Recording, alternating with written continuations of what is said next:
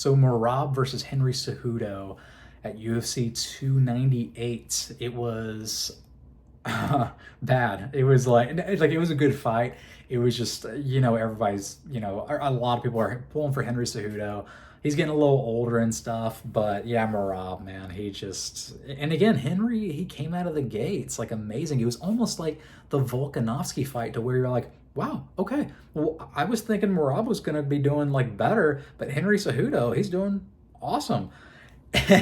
But then like second, third, yeah, it was rough because it was almost like a John Jones performance to where like Henry Cejudo is like, okay, I'm not doing, I thought I was going to be the better striker, but at least I still have my wrestling and oh, okay, well, I'm not as good on the wrestling as well. It's like that's demoralizing. Like that's really demoralizing. Like for instance, if let's say you're Wonder Boy and you go up against Kamaru Usman and Kamaru Usman takes you down.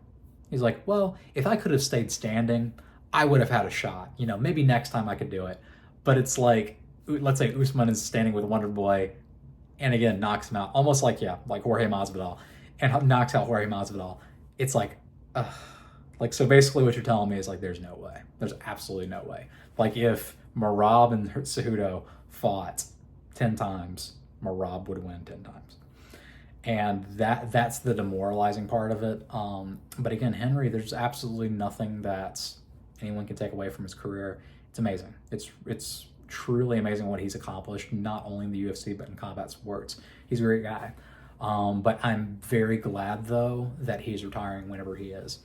I definitely don't think that Volkanovski's in the exact same spot as Henry Cejudo, but I just again like I think Henry is retiring at an amazing time just because he hasn't taken a whole lot of bad damage, knockouts, stuff like that, and again he has tons of accolades. I don't think he got paid a whole lot for this fight either, so I think he'll make a lot more money doing camps, running a gym, stuff like that. Like he doesn't need to fight. He's already well known enough to not have to fight. But then a guy like Merab, yeah, he's going to be a problem. He's going to be a bad problem. Whenever Sean O'Malley beats Cheeto Vera, and honestly, with either of them, but I think Merab is going to run through Sean O'Malley. It's going to be bad.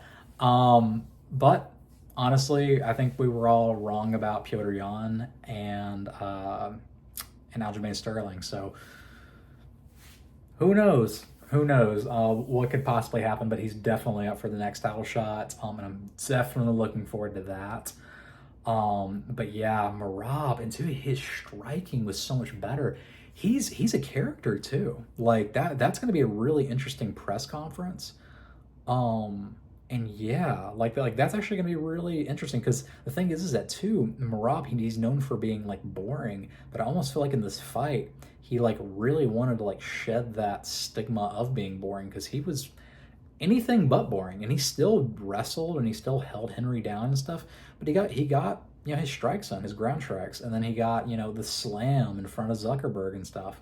So it's like, I mean, he's slowly becoming a fan favorite, and he was kind of like everyone kind of hated him before.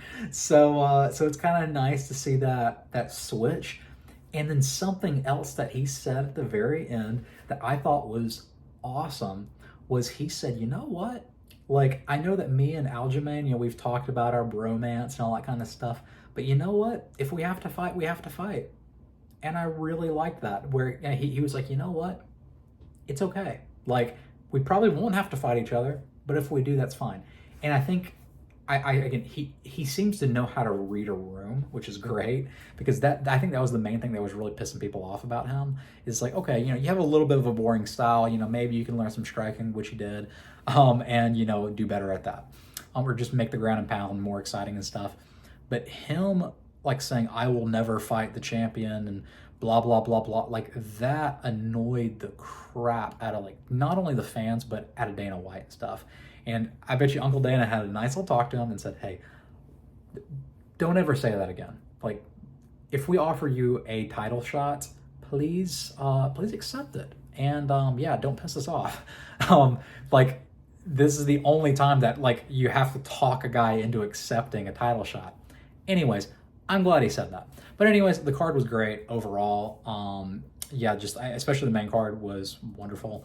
And yeah, again, Sean O'Malley versus Cheeto Vera. That's going to be great just because it's almost like a continuation of this little tournament, you know, with like Henry Cejudo, Merab, Sean, and Cheeto. But yeah, definitely looking forward to it.